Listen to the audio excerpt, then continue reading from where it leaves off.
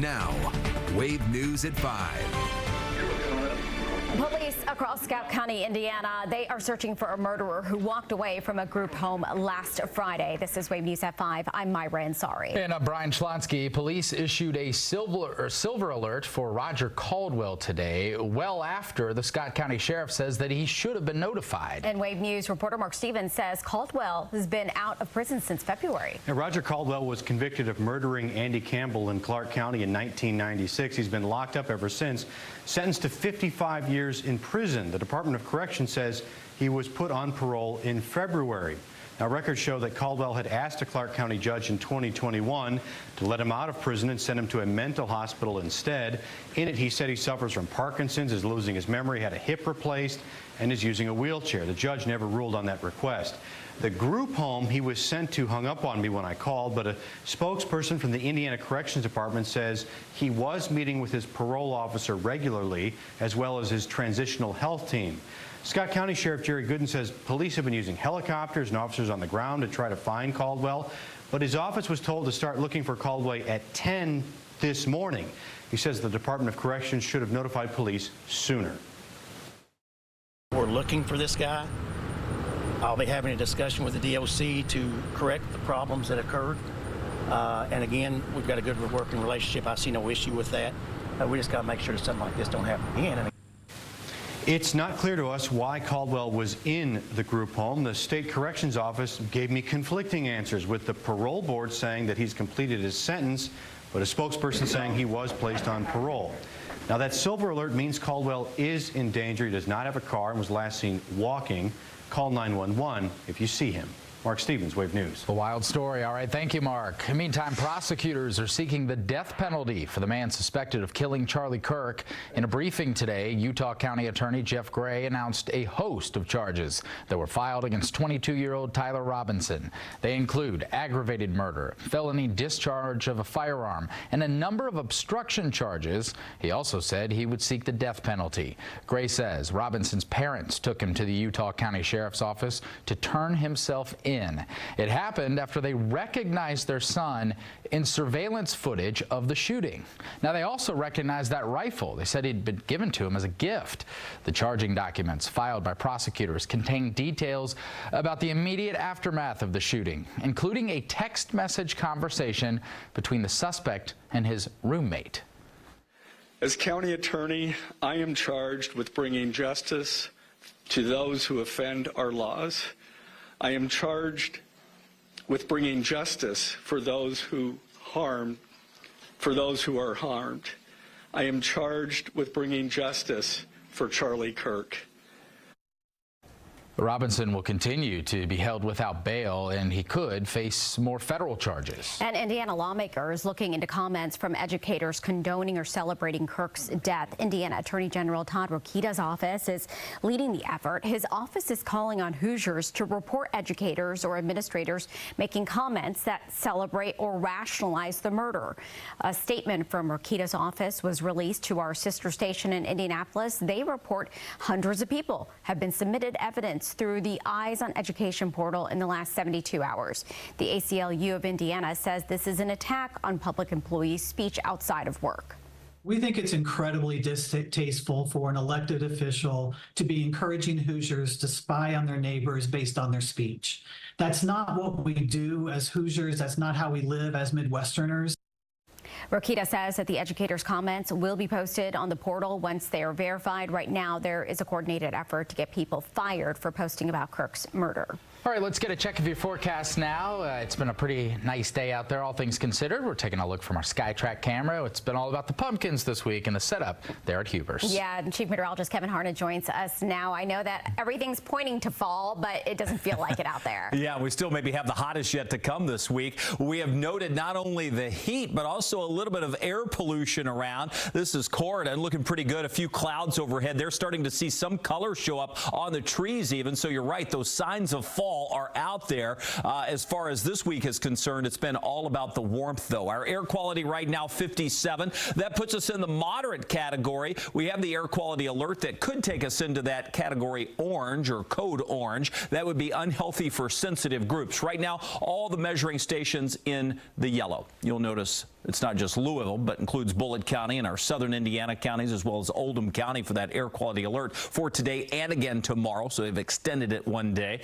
89, the current temperature. Regional temperatures are running above average, mid to upper 80s for most. A few clouds, but a little offering of any rainfall around.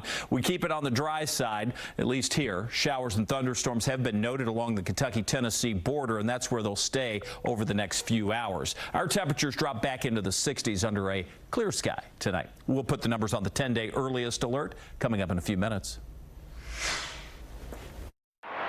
In the darker shades are lower vaccination rates. Let's take a closer look at Jefferson County, Kentucky. You see there 64. You heard that right. So if you were watching NBC Nightly News last night, right after our 6 o'clock newscast, you may have seen this report, specifically mentioning Jefferson County.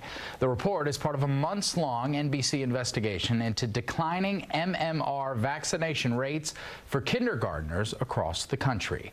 The investigation reveals that just under 65% of kindergartners in Jefferson County had their 2 doses of the MMR vaccine last school year. And Wave News reporter Fernando Garcia-Francescini spoke to a local pediatrician who says it is concerning to see fewer children getting vaccinated against measles. Yeah, Myra, 64.9% of kindergartners vaccinated is the number that NBC News investigation revealed. And just to give you some perspective, in Gaines County, Texas, that number is 77%. Gaines County, by the way, had a measles outbreak earlier this year. I spoke with a pediatrician with Norton Children's. She says most parents are still keeping up with their children's MMR vaccine schedule, but she has noticed more parents coming in with questions and concerns. She says, though, parents should know the risk of not vaccinating their children against measles. It is not a fever and a rash. A common misconception. There are lots of complications that can come with measles. 25% of kids who get measles will get pneumonia. Dr. Felton says measles can also affect a child's vision and hearing. Dr. Felton says kids can also suffer from an encephalitis that occurs years after that initial infection. Dr. Felton says parents with questions about vaccines should talk to their children's pediatrician. Fernando Garcia-Francescini, Wave News. Thank you, Fernando. The man who was dating Crystal Rogers when she disappeared agrees to surrender custody of their child to his sister. Court documents filed yesterday grants Brooks Hauck's sister, Rhonda McElvoy, full custody of his 12-year-old son. She's had temporary custody since 2023, and back in July, a jury found Hauck guilty of murder and tampering with evidence with the recommendation of a life sentence. Hauck's formal sentencing is set for tomorrow, along with Joseph Lawson, who was also found guilty of conspiracy and tampering with evidence. Officers had to apply a tourniquet to a man's leg after he was shot this morning in downtown Louisville. That shooting happened just after 10:30 this morning. It was on South 3rd Street. LMPD says when the officers got there, they found a man who had been shot in the leg. They applied a tourniquet until EMS arrived. Often, tourniquets are used when there is severe bleeding. The man was taken to the hospital. Police have not released an update on his condition. LMPD has not arrested the shooter. You should contact the department if you have any information. We're just 2 days away from Louder Than Life Music Festival, and this is a live look from our Skytrack camera at the Kentucky Expo Center, and that's where the transition is happening from last week's Bourbon and Beyond. And this new setup at the festival grounds is made to create more space for fans, shade, and upgrades. And Louder Than Life comes with a stacked lineup. You got headliners like Slayer, Rob Zombie, Marilyn Manson, and a dozen more bands to hit the stage. The forecast is going to bring some showers for the show, but as Kevin predicts, it won't be a washout. Louder Than Life kicks off Thursday and runs through Sunday, and some tickets are still available. New at 5, there's a full slate of events to celebrate the Russell neighborhood's rich history. You can join Russell, a place of promise, for their Russell Homecoming Weekend. This year marks the 5th anniversary of that event. It aims to amplify the voices of the people who live there and what the future of the neighborhood will look like. It all starts on Thursday with a community dinner. There's also a civic engagement meeting, an art and a music show, a community run too. You can check out the full list of events. It's listed in this story on our website. Suicide touches families across the country, and new data shows that they are increasing, and men and black people, they are among those who are the most vulnerable. Ahead at 5:30, we're taking taking a look at the new report released today and the calls for the community to do something about it. Plus, a lot of companies are trying to cash in on the data center boom. New proposals continue to pop up. You're going to hear why the city is placing a hold on permits to open these types of facilities right here in Louisville. Now, Wave News. Louisville Metro Council is looking for a way to keep up with data centers. A moratorium on new permits is on the table as the city looks for ways to regulate the facilities. Wave News reporter David Mattingly is at City Hall, where there were a couple of votes on the issue. And one of those votes, Myra, was to put on hold that moratorium, at least for now.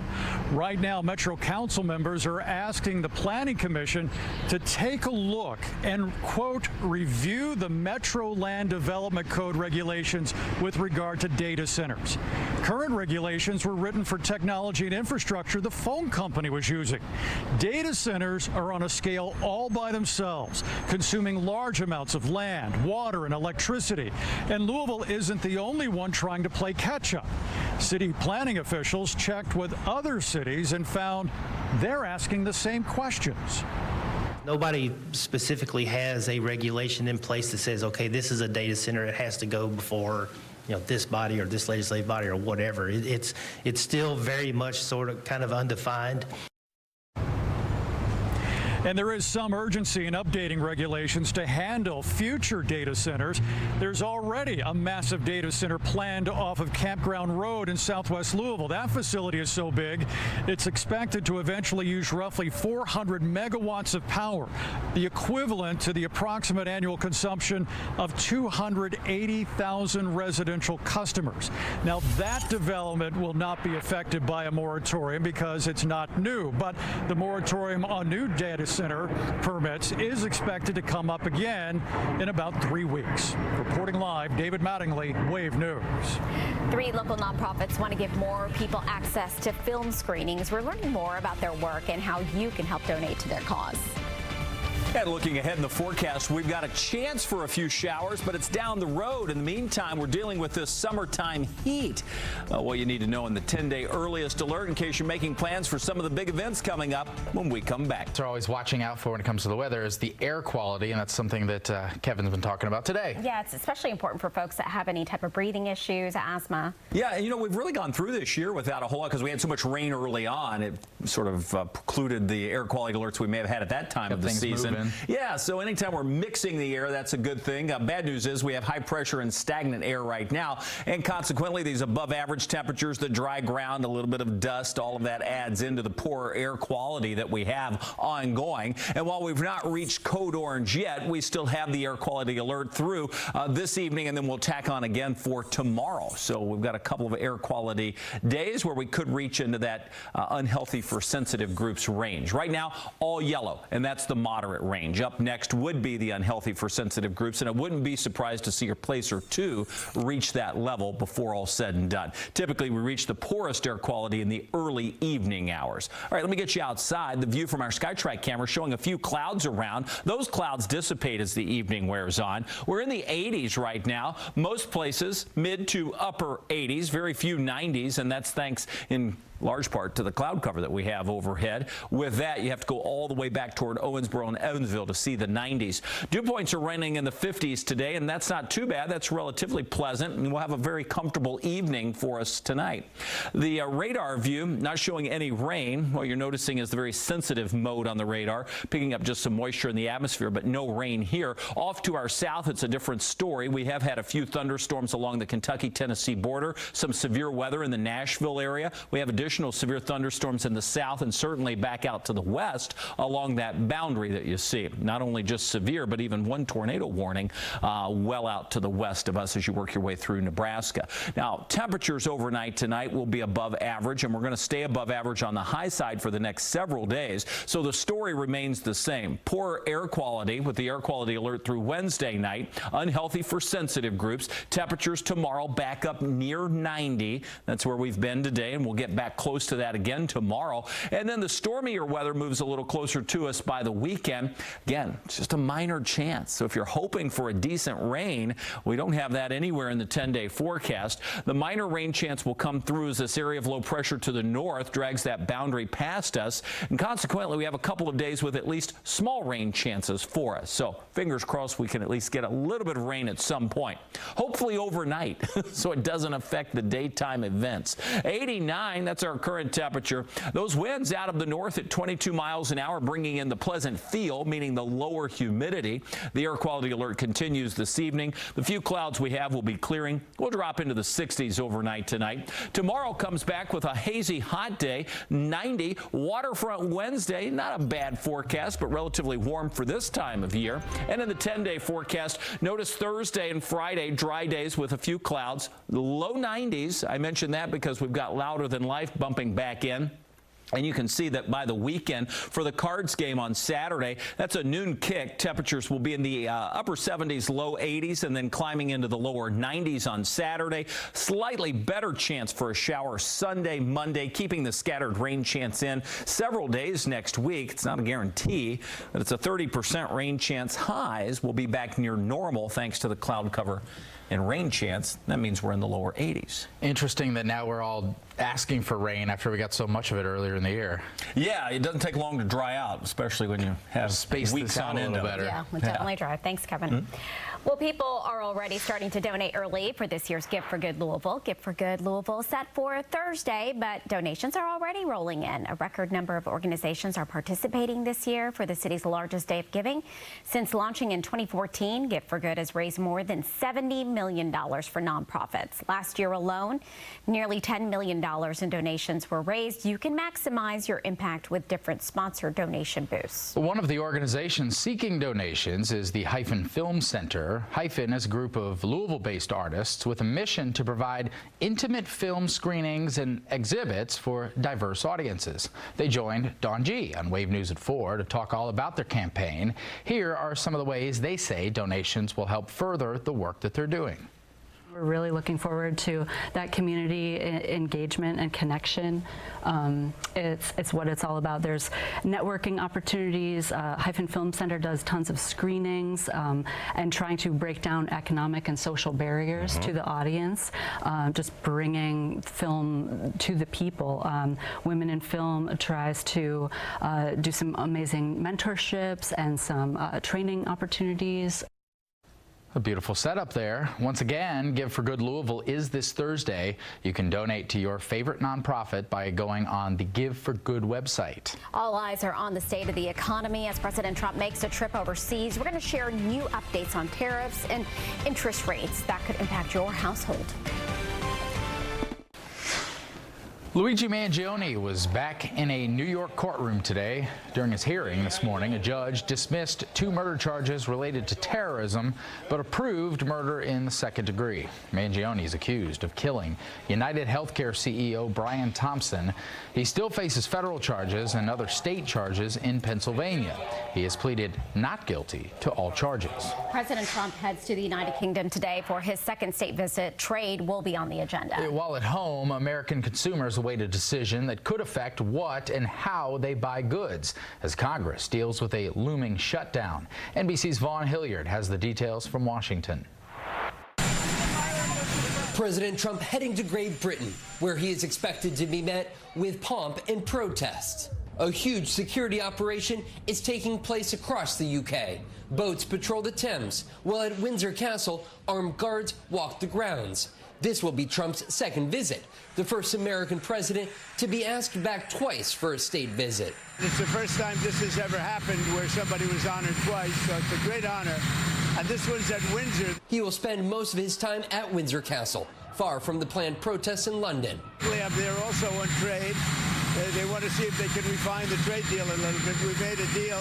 Most of the president's other tariffs this year remain in legal limbo back home. The Supreme Court will take up a major case this fall on his unilateral use of tariffs. That's a very vital case for the success of our country.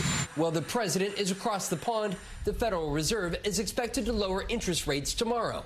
For months, he has pushed Fed Chair Jerome Powell to more aggressively cut. But I think they should listen to smart people like me.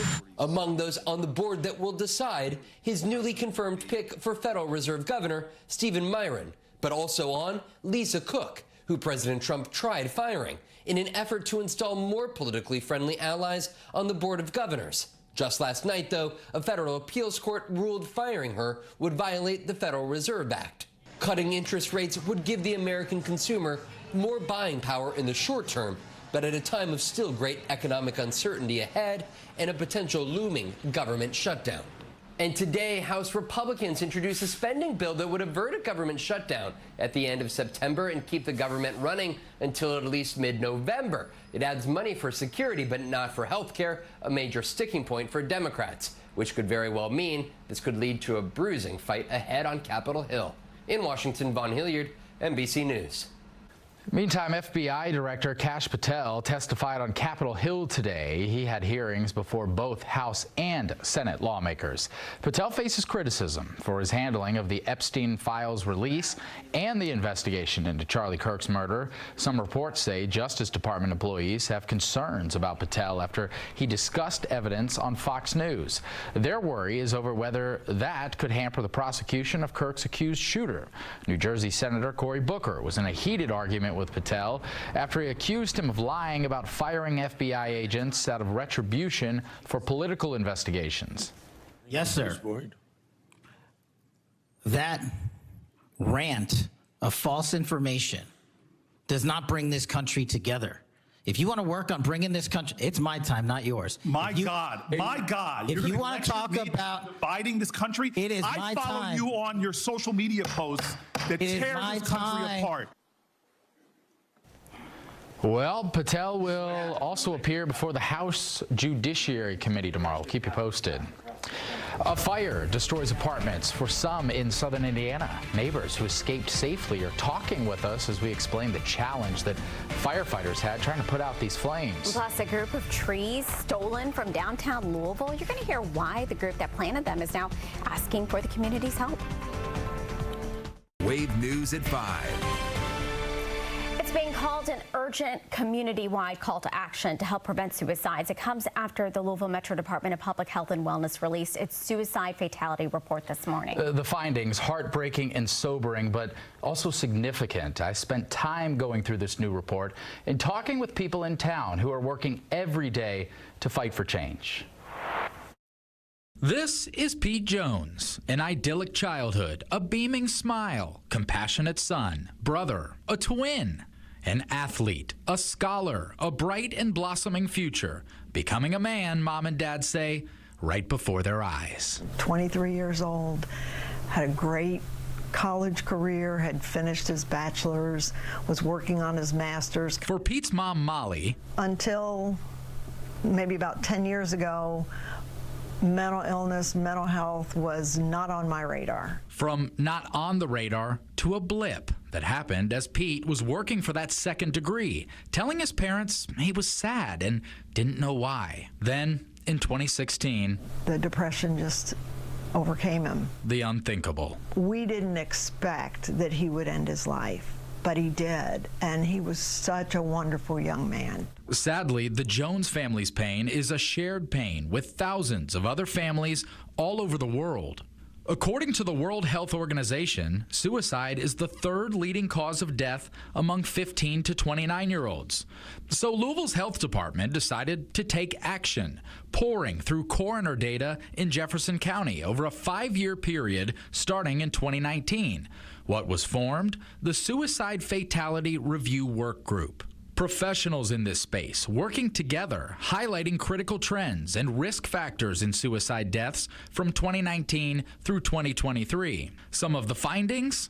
Alarming, but vital. Men are at an increased risk. 67% of suicide deaths were among men in 2019, jumping sharply to 80% in a COVID-ravaged 2020 and the following uncertain years. Over half of all deaths involve the use of a firearm. Disparities are rising. Suicide deaths in the Black community increased by 127% from 2020 to 2022. In the Hispanic community, They doubled from 2019 to 2022. Then there's the occupational risk. Your job could play a role. The top 5 work groups among suicide deaths: construction and extraction, transportation and material moving, production, food service, and sales. So we're seeing maybe some of the places where we are, missing, where there are gaps in the treatment, and we want to learn more about it so that we can actually fill in those gaps and provide the treatment or provide the coping skills that people need. Amanda Villavesis is the executive director of Mental Health LU. They connect the community to providers. She says if we want real change, it starts with all of us. I think what's important is how the power of each individual in our community, and it's really simple. It's just connecting with someone. It's just talking with someone and not being afraid to ask that big question of are you thinking of hurting yourself? Since losing Pete, Molly Jones has made that mission her life's work. The Pete Foundation advocates for systemic changes in mental health care at the state and local level. Pete's name, once synonymous with his own hopeful future. Because he was so wonderful, we knew we had to do something. Now forever tied to a more hopeful, brighter future for us all. If we can lose somebody like Pete, this world is losing great people, and wonderful people are suffering because they're not getting the care they need. And now a ton of different organizations came together to make this review group possible. Remember, if you are suffering, you do not have to do this alone. If you call or text 988, someone is always there to speak with you. We have a link to the entire report and all the resources, including the Pete Foundation, 988, Mental Health LU, the Health Department. All of it's on our website, wave3.com. All right, thanks, Brian. And my podcast, We Should Talk About It, centers around mental health and the importance of talking about it. I've done several episodes on suicide and the importance of getting help and resources out there. In a recent episode, I even talked to Molly Jones from the Pete Foundation about her mission, as you just heard from Brian's story. So to check out my podcast, We Should Talk About It, you can find it wherever you get your podcasts. We're following more stories and breaking updates. Wave News anchor Jose Zozaya has a look ahead live from the Wave Now studio. Yeah, Myra, in fact, a national investigation has now put Jefferson County, Kentucky on a list of communities tracking a concerning drop of MMR vaccines for little kids. So Wave News wanted to sit down with a local pediatrician, and she's sharing a little more in this conversation about the trends she's seeing herself in her clinic and taking time to go over what can happen from measles outbreaks in particular, like one seen in places like Texas already this year. More details on that tonight at 8 o'clock on Wave Extra. It's streaming live on our social media and on the free Wave Now Smart TV app. Myra, Brian. All right, thanks, Jose. Let's go to your forecast now with meteorologist Brian Good. I know it's supposed to feel like fall soon, but we're not too far from it. But hot outside again today. It is hot outside. Kevin Harned's here to walk us through what we can expect. It's beautiful behind you there with the bridge and the city and all that. And the haze. And the haze. Just a few clouds. We've got a little bit of haze out there. Air quality is something we're keeping an eye on. You'll notice tonight, no big problems and not much in the way of rain chances for us. All the way down to the Tennessee border, we have to go to find that. Drilling in the metro, you'll see the moderate range for the air quality. This is where we're at now. We could notice that go into code orange. That would be unhealthy for sensitive groups. That's why we have the air quality alert that lingers through tomorrow evening. So it's yesterday, today, tomorrow. 89, our current temperature. We're just shy of 90 degrees in Louisville. Most places mid to upper 80s. And you'll notice in the weather garden, we are at 90. New Albany, 91. Just a few clouds around. Those clouds fade away as the night goes on. We'll see numbers drop into the 50s and low 60s for overnight lows. I'll step out to the weather garden coming up. We'll have the 10-day earliest alert for you. Good deal. Thanks, Kevin. A Scottsburg, Indiana apartment complex is a total loss after an overnight fire. The 11-unit building on West Cherry Street went up in flames around 2:30 this morning. Wave News anchor Olivia Russell tells us how firefighters work to get everyone out quickly and safely. I woke up, I heard a loud pop and a bang. A pop and a bang at 2:30 Tuesday morning as the power cut out. And I didn't really think too much about it, but I thought, oh, I hear somebody's alarm clock going off, and it wasn't the alarm clock. It was a fire alarm, apparently. Glenise Braun escaped from the National Apartments in her bathrobe as her unit filled with smoke. She and all of her neighbors got out safely with no injuries, while firefighters had their own challenges. A partially collapsed wall, limited water access, and the structure of this massive old building. And when we got here, the fire was already up in that void attic area. So therefore, it was running across. And there was really no way for us to be able to get in there in a safe manner to be able to get up to get into that fire.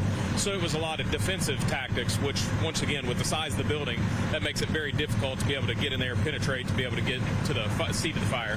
The Scottsburg Fire and Rescue Station, located right across the street from the apartments on West Cherry Street, helping with the quick response.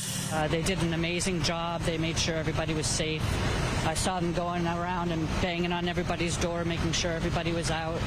While Braun praised her firefighter neighbors, she also had a message for others. Be prepared, because you never know.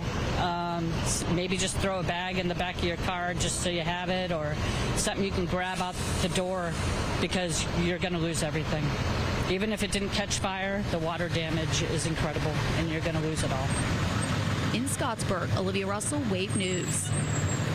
And the state fire marshal is investigating the cause of the fire. The Red Cross is also helping people who are displaced. Tonight, Trees Louisville wants LMPD to help to figure out who tore up and stole a group of young trees they put in a downtown street.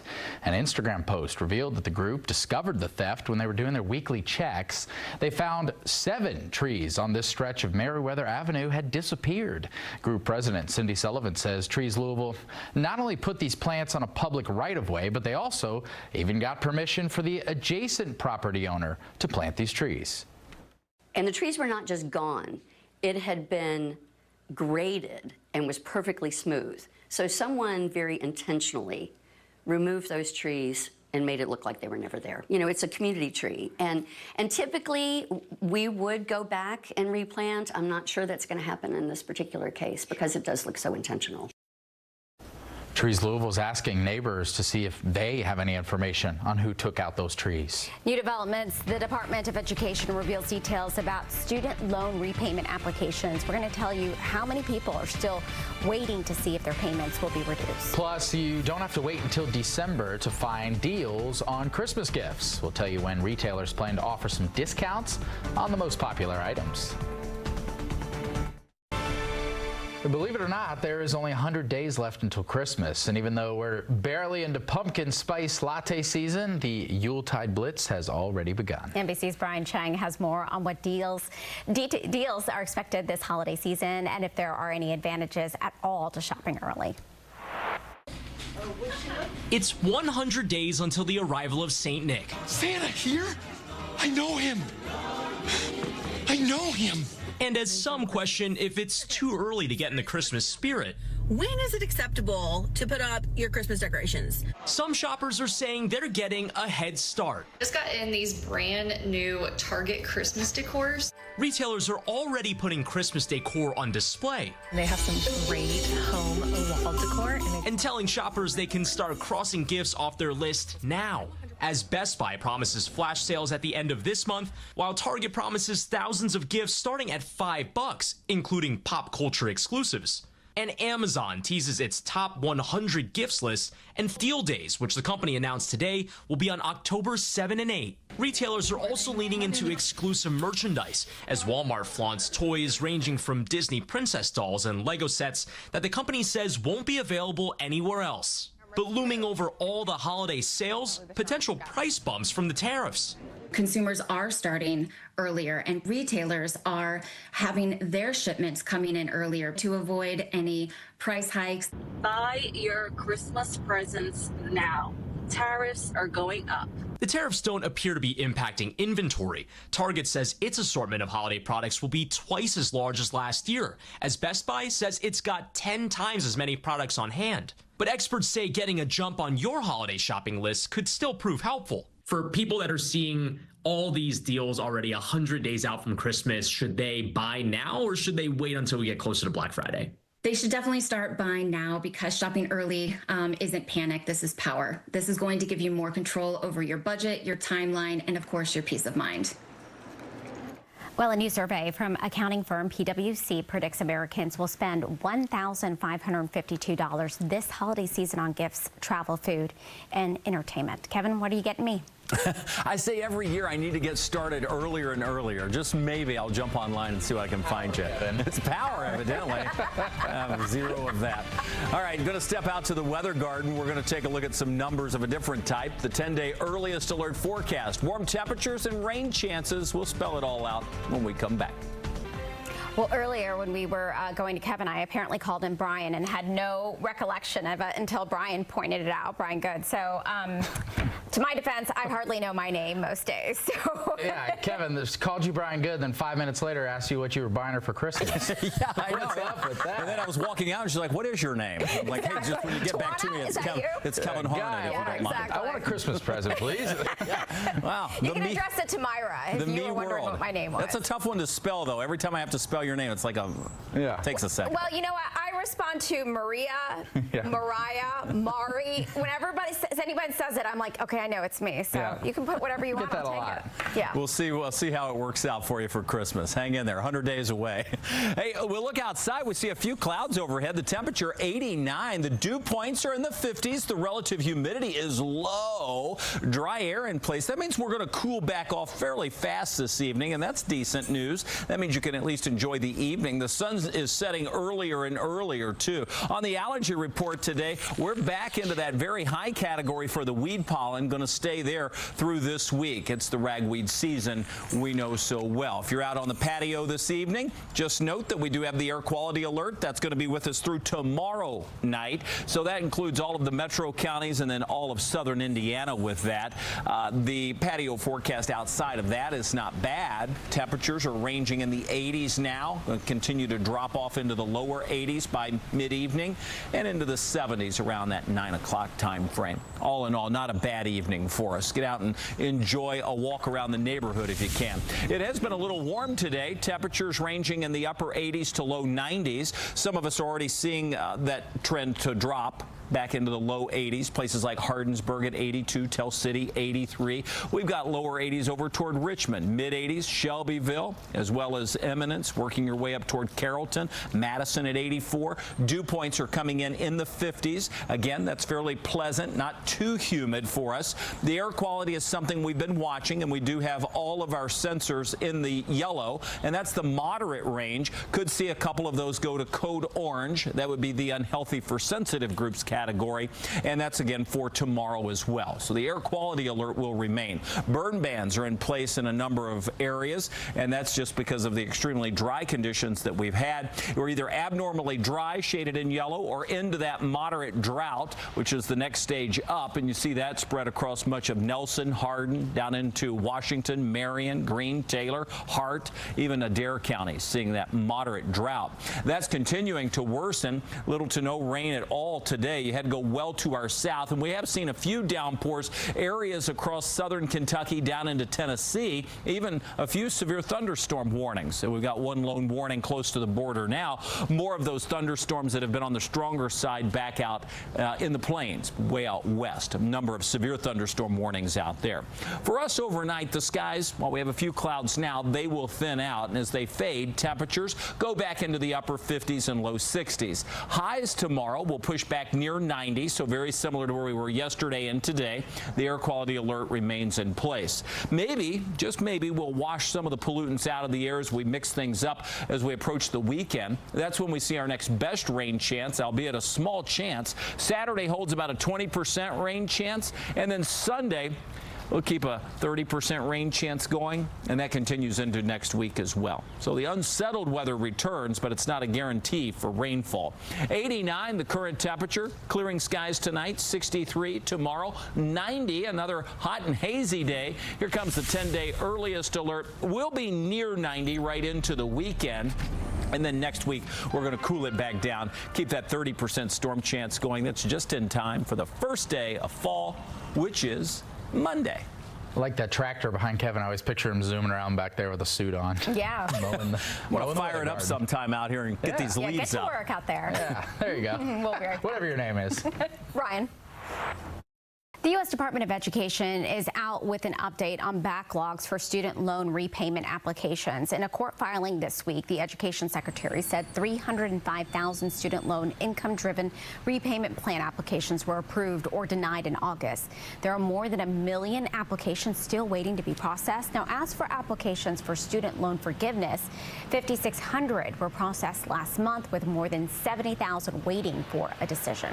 We thank you for joining us here on Wave News at 5. Wave News at 6 is coming up next.